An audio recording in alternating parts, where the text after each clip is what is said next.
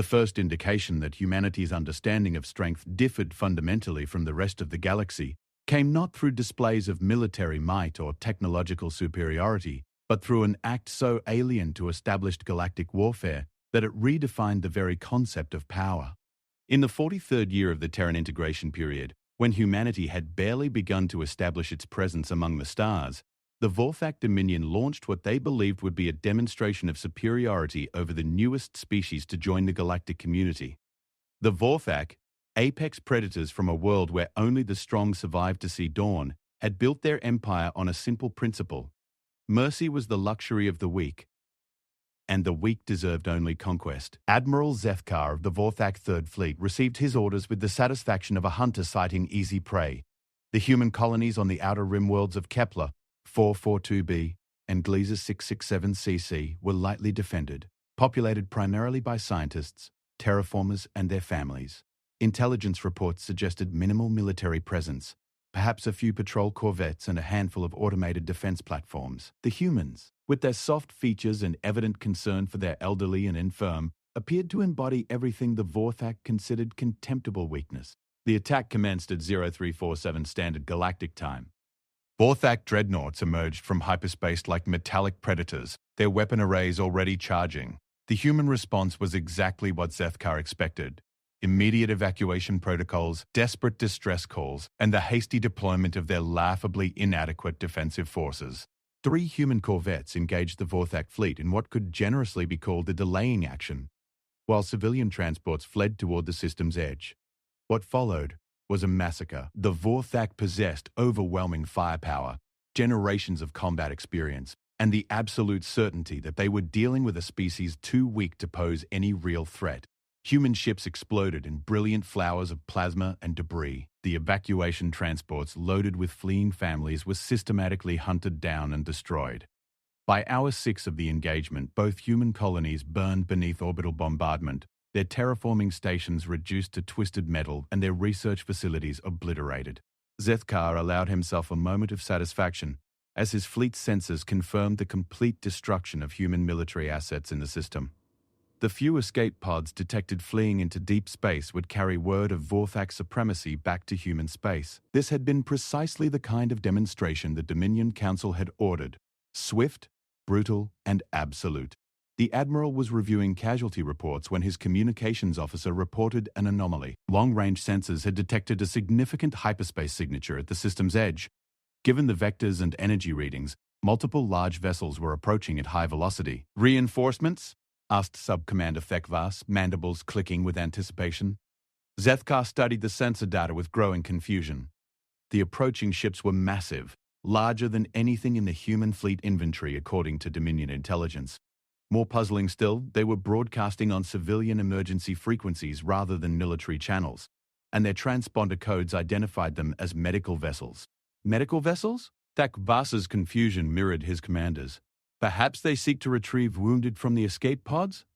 The first ship emerged from hyperspace 12 hours after the battle's conclusion, and Zethkar found himself staring at something that challenged his understanding of starship design. The vessel was enormous, easily the size of a Vorthak battleship, but where he expected weapon arrays and armor plating, he saw transparent aluminum observation decks, clearly marked medical bays, and what appeared to be hydroponic gardens visible through the hull.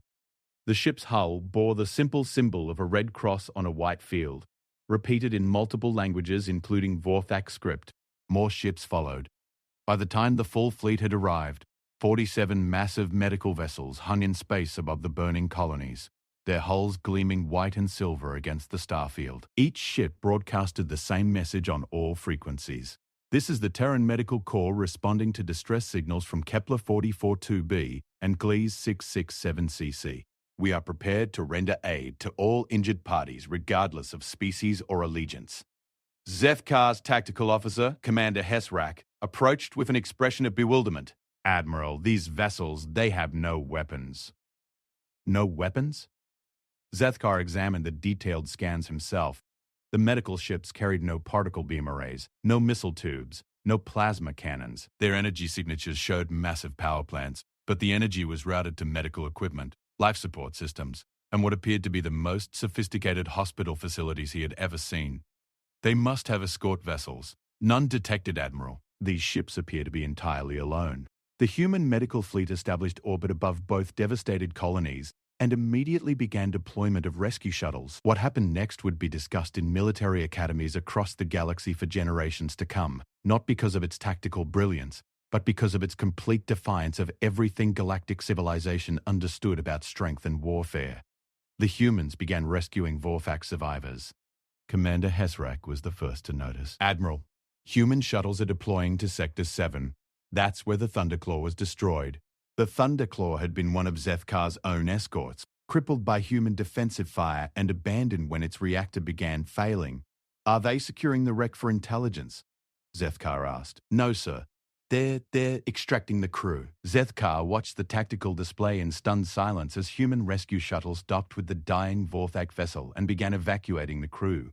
These were the same humans whose colonies the Vorthak had just reduced to ash, whose families they had hunted down and killed, whose research stations they had obliterated for no reason other than to demonstrate their own superiority. The rescued Vorthak crew members were transported to the nearest medical vessel, where they were immediately taken to trauma bays. Human medical personnel, working alongside alien doctors from a dozen different species, began treating Vorthak warriors for plasma burns, decompression injuries, and radiation exposure. No questions were asked about allegiance, species, or the circumstances that had led to their injuries. Dr. Elena Vasquez, chief medical officer of the hospital ship Asclepius, later reported that treating the Vorthak presented unique challenges. Their physiology was unlike anything in human medical databases. Their cultural prohibitions against showing weakness made them hostile patients, and their belief that accepting help from an enemy was a form of surrender led several to initially refuse treatment. Her solution was characteristically human in its directness. She saved their lives anyway. We had a Vorthak sub-commander with severe plasma burns covering 60% of his body, Dr. Darb. Vasquez recorded in her medical log. He kept trying to remove the IV lines and demanded to be allowed to die rather than accept our help. I had to explain that we weren't asking his permission. Our job is to heal, not to judge. Admiral Zefka found himself in the unprecedented position of watching his enemies save his people while his own fleet stood ready to continue the battle. The cognitive dissonance was overwhelming. Every principle of Vorthak military doctrine dictated that he should either retreat with his surviving forces or press the attack against these defenseless medical vessels. Yet doing either would mean abandoning his own crew members to human mercy, a concept that, until this moment, he had considered an oxymoron. The human medical fleet's senior officer, Admiral Dr. Patterson, Marcus Chen requested a direct communication link. When Zethkar accepted the transmission, he found himself face-to-face with a human whose gentle appearance and calm demeanor seemed utterly at odds with the massive fleet under his command. Admiral Zethkar, Dr. Chen began, consulting a datapad. I'm Marcus Chen, commanding the Terran Medical Response Fleet. We've successfully extracted and are currently treating 23 members of your crew from the vessel Thunderclaw. Their injuries are severe but not life-threatening, with proper medical intervention. Zethkar struggled to formulate a response. You are treating my warriors? We're treating injured sentients, Dr. Chen replied matter-of-factly. That's what we do. I'm transmitting their medical status reports now. 2 of them will need extended care, but they should make full recoveries. I don't understand, Zethkar said, the words feeling foreign in his mouth. We attacked you. We destroyed your colonies. We killed your people, Doctor. Chen's expression didn't change. Yes, you did. And when we're finished here, I'm sure there will be political and military consequences for those actions. But my job isn't politics or war.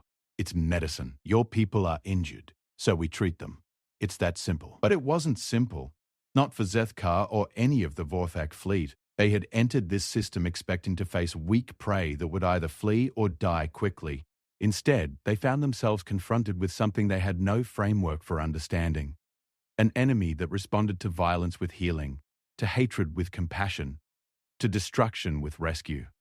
The human medical ships worked for 6 days, pulling survivors from the wreckage of both fleets, treating injured civilians from the devastated colonies, and establishing field hospitals on the surface of both worlds. They worked with mechanical efficiency and emotional detachment, saving Vorthak and human lives with equal dedication.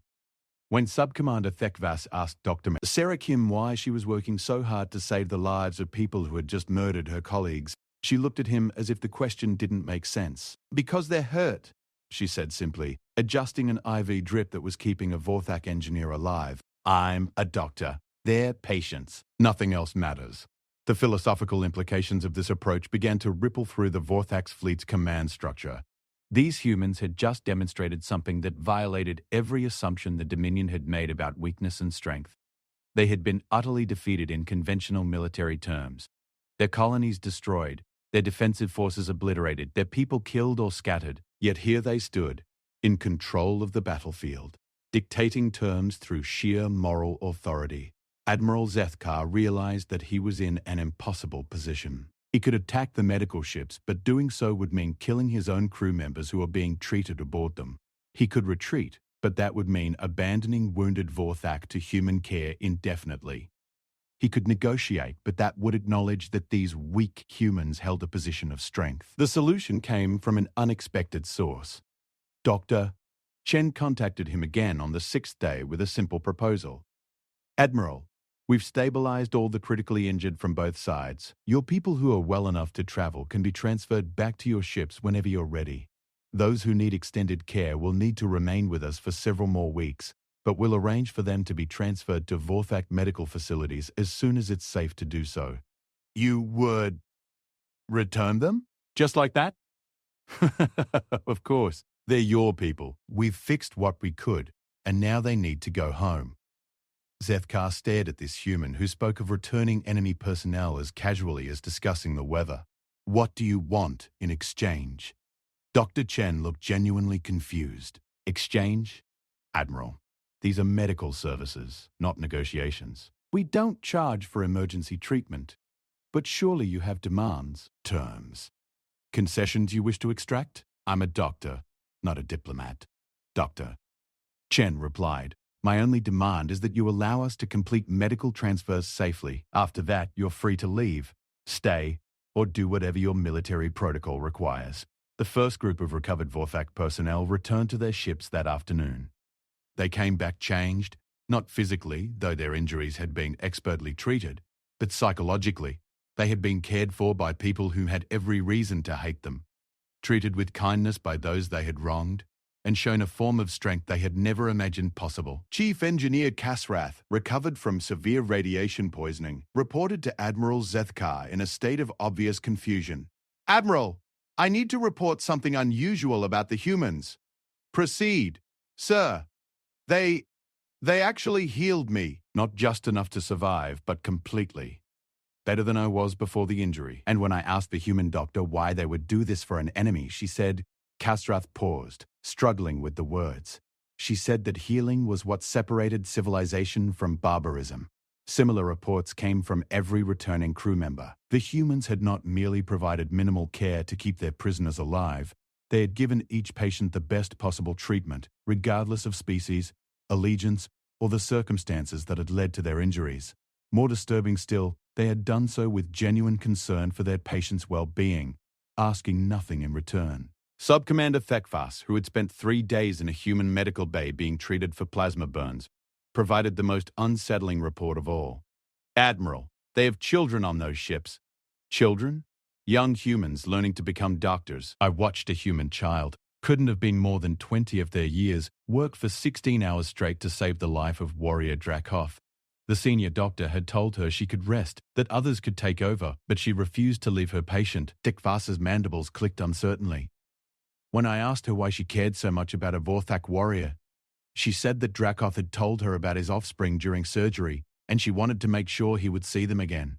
Admiral Zethkar found himself grappling with a completely alien concept of strength. The Vorthak had always understood power in terms of the ability to destroy, to conquer, to impose one's will on others. But these humans demonstrated a different kind of power, the ability to heal, to preserve, to choose compassion even in the face of hatred. On the 7th day, Dr. Chen transmitted a final message to the Vorthak fleet. Admiral, all emergency medical procedures have been completed. We'll be departing the system within the hour. Your remaining personnel will be transferred to Vorthak medical facilities at coordinates we'll transmit separately. They should all make full recoveries. Dr. Chen, Zethkar said, I must ask, why did you do this? The human doctor was quiet for a long moment. "Admiral, there's an old saying among our people. The man who destroys his weak self can never be destroyed by others. Your attack on our colonies was an act of military aggression that will have consequences through proper diplomatic and military channels. But responding to that attack by abandoning our principles, by choosing to let injured people die simply because they were our enemies, would have destroyed something essential about who we are as humans. Our strength doesn't come from our ability to cause harm. It comes from our refusal to be corrupted by the harm others cause us." The human medical fleet departed as quietly as it had arrived, leaving behind only the survivors they had rescued and a galaxy forever changed in its understanding of what it meant to be strong. The Vorthak Dominion's response to these events was swift and decisive, though not in the way anyone expected. Rather than launching additional attacks on human colonies, Dominion Command ordered a complete review of their intelligence assessments of human capabilities. The species that had just transformed a military defeat into a moral victory clearly represented a threat far more significant than anything conventional warfare could address. Admiral Zethkar's report to the Dominion Council became required reading in Vorthak military academies, not as a study in tactics or strategy, but as an examination of an entirely different approach to power. The humans had demonstrated something that challenged the fundamental assumptions upon which Vorthak society was built. They had shown that mercy was not weakness, but rather the ultimate expression of strength, the ability to choose compassion over vengeance even when vengeance would be justified. The implications rippled far beyond the military sphere. Vorthak philosophers began examining human texts on ethics and morality. Vorthak medical personnel requested training exchanges with human hospitals. Young Vorthak began questioning whether the absolute pursuit of strength through domination was the only path to power. Most significantly, Vorthak warriors who had been treated by human medical personnel began sharing their experiences throughout the Dominion. They spoke of humans who had saved their lives without asking for anything in return, who had shown genuine concern for their welfare, who had demonstrated that true strength lay not in the ability to destroy one's enemies, but in the capacity to heal them. Dr. Elena Vasquez received a personal message from Subcommander Thekvas 6 months after the incident. "Doctor," the message read, "you once told me that your job was to heal, not to judge. I wanted you to know that I have requested transfer to the Vorthak Medical Corps. If strength means the ability to preserve life rather than end it, then I wish to be strong in the way that humans are strong." The transformation was not immediate, nor was it universal. The Vorthak Dominion remained a military power with aggressive expansionist policies, but the certainty that had once driven their conquest had been shaken. They had encountered a form of strength they could neither understand nor defeat through conventional means. The human medical response to the Kepler 442b incident established a precedent that would define Terran involvement in galactic conflicts for generations to come. When the Crystalline Confederacy launched bioweapons against the methane worlds, human medical ships arrived within hours of the attack to treat victims on both sides of the conflict. When the Hive Queen's territorial disputes with the Democratic Spiral resulted in massive casualties, human hospital ships appeared at the battle sites before the shooting had even stopped. In each case, the response was the same: immediate, unconditional medical aid for all parties, regardless of aggressor or victim status. The humans asked no questions about politics or justification. They simply healed, preserved life, and demonstrated through their actions that civilization's greatest strength lay not in its capacity for destruction, but in its commitment to preservation.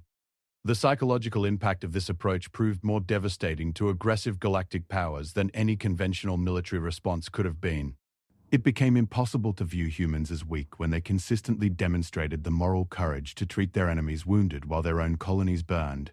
It became impossible to see mercy as a flaw when that mercy repeatedly transformed military victories into moral defeats. Dr. Marcus Chen, who had commanded the medical response at Kepler 442b, was asked by a Galactic Congress reporter to explain the human approach to interstellar conflict.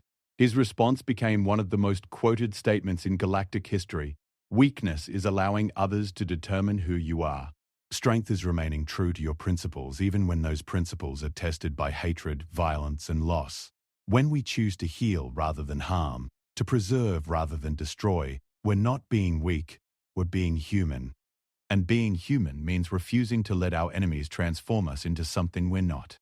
The ripple effects of the human medical intervention continued to spread throughout galactic civilization. The Zephyrian Empire, known for their ruthless efficiency in warfare, began incorporating medical support units into their fleet structure after witnessing the strategic advantages of the human approach. The Aquatic Alliance modified their rules of engagement to include provisions for treating enemy wounded. Even the notoriously aggressive Silicon Collective began developing protocols for providing aid to disabled vessels, regardless of their allegiance. But perhaps the most significant change occurred within human space itself. The Terran Medical Corps, which had been a relatively small branch of human space forces, saw recruitment increase by 300% in the year following Kepler 442b. Young humans across the colonies signed up not to learn how to destroy their enemies, but to learn how to heal them. The training for Terran Medical Corps officers became unlike anything else in the galaxy. They learned not only advanced medical techniques and xenobiology, but also philosophy, ethics, and what instructors called battlefield compassion, the ability to see the injured person rather than the enemy uniform. They studied the writings of ancient human healers who had treated wounded soldiers from both sides of conflicts, learning to separate their medical duties from their political loyalties. Dr. Sarah Kim, who had treated Vorthak wounded at Kepler 442b, became the director of the Terran Medical Academy and instituted what became known as the Hippocratic Standard for Interstellar Medicine. First, do no harm. Second, heal without prejudice.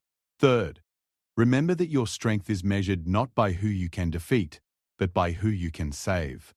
The first major test of this philosophy came 3 years later during the Titan Rebellion. Human colonists on the moons of Saturn have declared independence from the Terran Federation, citing taxation and representation disputes. When Federation forces moved to restore order, the situation quickly escalated into a shooting war, with casualties mounting on both sides. The arrival of Terran Medical Corps ships at the conflict zone created an unprecedented situation. The medical personnel aboard found themselves treating both Federation troops and rebel forces, often in the same medical bays. Dr. James Wright, Chief Medical Officer aboard the hospital ship Galen, described the experience. We had Federation Marines and rebel militia members lying in beds next to each other, being treated by the same medical staff. At first, there was tension, anger, threats, but something happens when people see you treating their enemies with the same care you give them.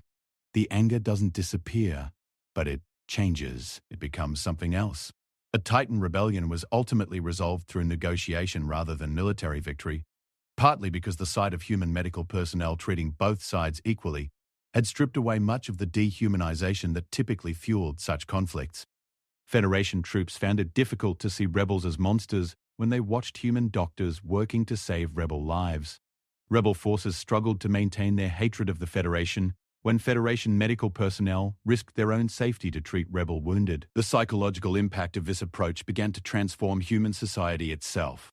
The generation that grew up after Kepler 442b was raised on stories of humans who had demonstrated their strength through healing rather than harming. Children played games where the goal was to rescue and treat injured players rather than defeat them. The most popular heroes in human entertainment were doctors, rescue workers, and medical researchers rather than soldiers and warriors. This cultural shift was not without its critics. Some human military leaders argued that an excessive focus on mercy and healing would make humanity vulnerable to more aggressive species. They pointed out that while human medical ships were saving lives, human colonies were still being attacked, human civilians were still being killed, and human territory was still being threatened. The response to these concerns came from an unexpected source: the former enemies that human medical personnel had treated. Vorthak Sub-Commander Thakvas, now serving in the Vorthak Medical Corps, addressed the Galactic Security Council with a perspective that stunned both human critics and alien observers. I have fought humans in battle, and I have been healed by them in defeat. I can tell you that their medical ships represent a more effective deterrent to aggression than any weapon in their arsenal. When you attack a human colony, you know that human soldiers will fight back, but you also know that human doctors will treat your wounded. This knowledge changes how you think about conflict. It makes you ask questions about the justness of your cause that you would never ask facing a conventional enemy.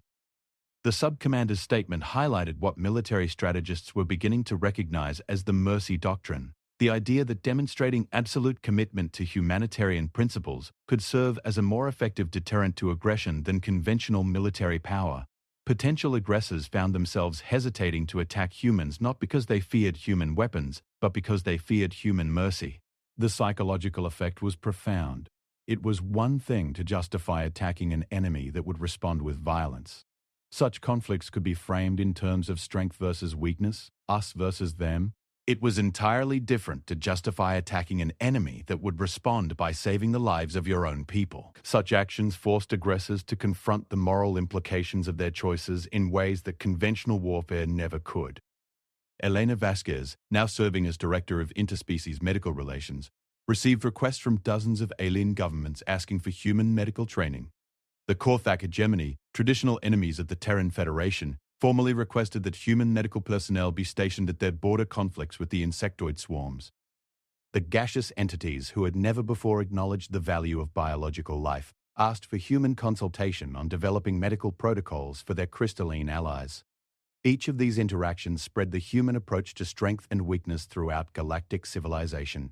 Alien medical personnel trained by humans returned to their homeworlds carrying not just technical knowledge but philosophical understanding of the power inherent in choosing to heal rather than harm. The transformation was perhaps most visible in the Vorthak Dominion, where the cultural shift toward viewing healing as a form of strength began to reshape their entire society. Vorthak engineering firms began specializing in hospital construction rather than weapon development. Vorthak military academies added medical training to their core curriculum. Young Vorthak who had once competed to join elite assault units now sought positions in medical corps. This change was not uniform or without resistance. Traditional Vorthak military leaders viewed the emphasis on healing as a corruption of their warrior culture. Several splinter factions formed to preserve true Vorthak values of strength through conquest. These groups launched attacks on human medical facilities, hoping to prove that mercy was indeed weakness. They learned otherwise. The attack on Medical Station Gamma 7 in the Centauri system was intended to demonstrate Vorthak military superiority over human weakness. A breakaway Vorthak faction called the True Dominion launched a surprise assault on the station, which was treating wounded from a recent mining accident. The attackers expected to find defenseless medical personnel and easy targets. Instead, they encountered something unprecedented. A medical station defended not by human military personnel, but by recovered patients from a dozen different species. Vorthak, Korthak, crystalline, and even silicon collective personnel who had been treated at the station formed an impromptu defense force, fighting alongside human medical staff to protect the facility. The battle was brief but decisive. The True Dominion attackers found themselves facing former patients who were willing to die rather than see the humans who had saved them come to harm. Dr. Lisa Park, the station's chief medical officer, reported that the most effective resistance came from a group of Vorthak warriors who had been treated for radiation poisoning 6 months earlier. They knew the attackers personally, Dr. Bogue, Park recorded. Some were former comrades, family members, people they had served alongside. But they fought against them to protect us. When I asked Warrior Grakthos why he was defending humans against his own people, he said that we had shown him what true strength looked like, and he would not let that strength be destroyed by those who still confused brutality with power. The failure of the True Dominion attack marked a turning point in galactic understanding of the human approach to strength and weakness. It became clear that human mercy was not passive acceptance of harm, but active commitment to values that others found worth defending. The humans had not simply won allies through their medical care. They had inspired transformation in the very people they treated. The philosophical implications of this transformation began to influence academic and religious thought throughout the galaxy. The Great Library of Zarian, repository of galactic knowledge, commissioned a comprehensive study of what scholars termed the Terran paradox, how a species that seemed to embrace weakness had become one of the most influential forces in galactic politics. Professor Zixandra of the Crystalline Confederacy, lead researcher on the project, concluded, "Humans have demonstrated that what we understood as strength and weakness were incomplete concepts. True strength is not the absence of vulnerability, but the choice to remain virtuous despite vulnerability. True weakness is not physical fragility or emotional sensitivity, but the inability to maintain one's principles under pressure. By this definition, humanity has shown itself to be perhaps the strongest species in the galaxy." This understanding began to reshape interstellar relations in fundamental ways. Trade negotiations increasingly included provisions for mutual medical aid. Military alliances incorporated humanitarian assistance agreements. Even traditional enemies began establishing protocols for treating each other's wounded during conflicts. The Galactic Medical Accords, signed 5 years after the Kepler 4 2B incident established humanity's approach as the standard for interstellar medical ethics. The document enshrined principles that had once seemed uniquely human. The obligation to treat all injured sentients regardless of species or allegiance. The prohibition against using medical facilities or personnel as military targets. And the recognition that medical aid represented a form of strength rather than weakness. Dr. Marcus Chen, now serving as the first Galactic Medical Coordinator, presided over the signing ceremony. In his address to the assembled representatives of 47 galactic civilizations, he reflected on the journey that had brought them to this moment. 5 years ago, my medical fleet responded to a distress call from colonies that had been destroyed by people who believed mercy was weakness. Today, those same people are among the strongest advocates for universal medical ethics. This transformation didn't happen because we convinced them through argument or defeated them through force. It happened because we showed them, through our actions, that there is a form of strength greater than the ability to destroy, the ability to heal, to preserve, to choose compassion even in the face of hatred.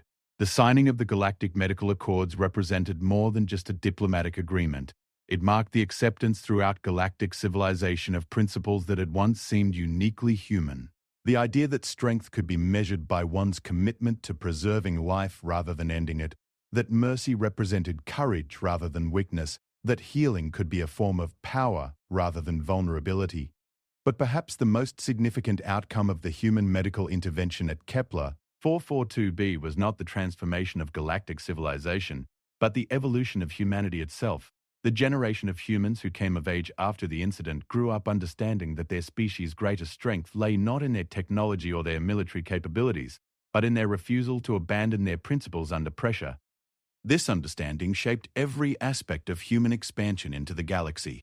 When humans encountered new species, their first instinct was to offer medical aid and humanitarian assistance rather than military or economic proposals. When faced with aggressive civilizations, they responded with rescue and relief efforts rather than military retaliation. When confronted with species that viewed their approach as weakness, they demonstrated through their actions that mercy required a form of courage that destructive force never could. The human approach to strength and weakness ultimately transcended the specific context of interstellar politics and became a model for individual conduct throughout the galaxy. Young beings of dozens of species learned the principle that Dr. Chen had articulated. The man who destroys his weak self can never be destroyed by others.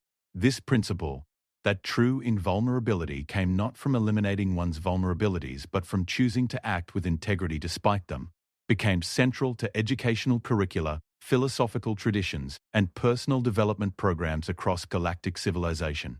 The Vorthak, who had once viewed emotional sensitivity as a fatal flaw, began teaching their young that the ability to feel compassion for one's enemies represented the highest form of warrior discipline.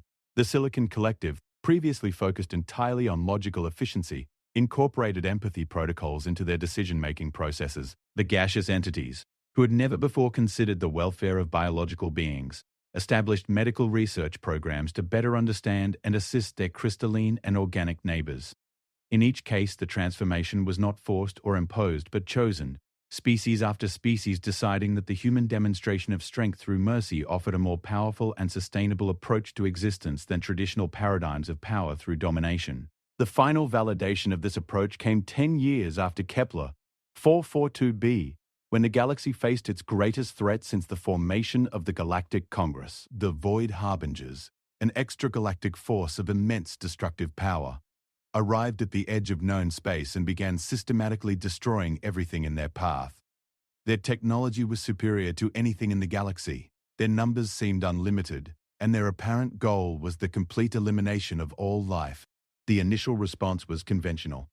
Every major galactic power mobilized their military forces for what appeared to be a final, desperate battle for survival. Fleets assembled, weapons were charged, and strategies were developed for fighting an enemy that seemed unbeatable through traditional means. But as the Harbingers advanced deeper into galactic space, destroying world after world, a different kind of response began to emerge.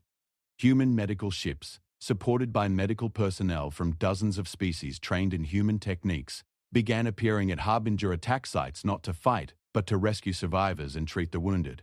The Harbingers' response to this behavior was initially confused and then increasingly aggressive. They had encountered resistance before, and knew how to counter it with superior firepower, but they had never encountered an enemy that responded to their attacks by trying to save the lives of their victims, including, eventually, wounded harbingers themselves. Dr. Sarah Kim, now commanding the medical response to the Harbinger crisis, made the decision that ultimately changed the course of the conflict. When a damaged Harbinger vessel was found drifting after a battle with galactic defense forces, she ordered her medical ships to attempt rescue operations. "Command, this is medical ship Asclepius," she transmitted. "We have located survivors aboard the damaged Harbinger vessel, requesting permission to attempt rescue operations." The response from Galactic Defense Command was immediate. "Negative, Asclepius. Those are enemy combatants. Do not approach." Dr. Kim's reply became one of the most famous transmissions in galactic history. "Command, these are injured sentients. My orders come from a higher authority than military command. We are proceeding with rescue operations." The rescue of wounded Harbingers by human medical personnel created a crisis within the Harbinger command structure that no military action had been able to achieve. For the first time since their arrival, Harbinger forces hesitated, uncertain how to respond to enemies who treated their wounded as patients rather than prisoners. The breakthrough came when recovered Harbinger personnel began to communicate with their rescuers. Through painstaking translation efforts, human medical personnel learned that the Harbingers were not invaders but refugees, survivors of a cosmic catastrophe that had destroyed their home galaxy. Their aggressive behavior stemmed not from inherent evil, but from desperation, trauma, and the assumption that all other species would respond to their presence with violence. The war that had seemed destined to end in the destruction of galactic civilization was transformed into the largest humanitarian crisis and relief effort in galactic history. Human medical principles, now embraced by species throughout the galaxy, provided the framework for integrating millions of Harbinger refugees into galactic society. The process was not without challenges. The Harbingers' technology was disruptive. Their cultural practices were often incompatible with existing galactic norms, and their sheer numbers strained the resources of every civilized world. But the principle that had guided human medical personnel since Kepler, 442b heal without prejudice, preserve without judgment, provided a foundation for addressing these challenges through cooperation rather than conflict. Admiral Zefkar, now serving as the Vorthak representative to the Galactic Integration Committee, reflected on the transformation he had witnessed. "When I first encountered human mercy at Kepler 442b, I saw it as a form of weakness that would inevitably be exploited by stronger, more ruthless enemies. I was wrong. That mercy has proven to be the strongest force in the galaxy. Strong enough to transform enemies into allies, strong enough to end wars before they begin, strong enough to turn a cosmic catastrophe into an opportunity for growth and understanding." The integration of the Harbingers marked the final acceptance throughout galactic civilization of the principle that strength came not from the ability to destroy one's enemies, but from the capacity to transform them into friends. The galaxy that emerged from the Harbinger crisis was fundamentally different from the one that had existed before. More cooperative, more compassionate, and more committed to the preservation of life in all its forms. Dr. Marcus Chen, now elderly and nearing retirement, was asked by a young human medical student to explain what he had learned from a lifetime of practicing medicine in the galaxy's most dangerous situations. His response captured the essence of what humanity had taught the galaxy about strength and weakness. "I've learned that the strongest people are those who remain kind despite having every reason to become cruel, who choose to heal despite having been hurt, who offer mercy despite having been denied it. This kind of strength can't be defeated because it doesn't depend on overpowering others. It depends on not letting others overpower your principles." The student, who would go on to establish medical stations throughout the Outer Rim territories, asked one final question. "Dr. Chen, do you really believe that mercy is always the right choice, even when dealing with truly evil enemies?" Dr. Chen smiled, remembering a young Vorthak sub-commander who had once asked him a similar question. "I believe," he said, "that we become what we practice. If we practice mercy, we become merciful. If we practice hatred, we become hateful. The choice isn't just about how we treat our enemies. It's about who we choose to be. And I'd rather be the kind of person who shows mercy to someone who doesn't deserve it than the kind of person who denies mercy to someone who does." The human approach to strength and weakness had fundamentally altered the course of galactic civilization, not through conquest or coercion, but through the simple demonstration that the highest form of power was the power to choose compassion over vengeance. healing over harming, mercy over might. The man who destroys his weak self, who conquers fear, hatred, and the desire for revenge, can never be destroyed by others, for he has already faced and defeated the only enemy that truly matters, the darkness within himself. This understanding, born from humanity's response to attack with healing rather than hatred, became the foundation upon which a better galaxy was built. One ship, one patient, one act of mercy at a time.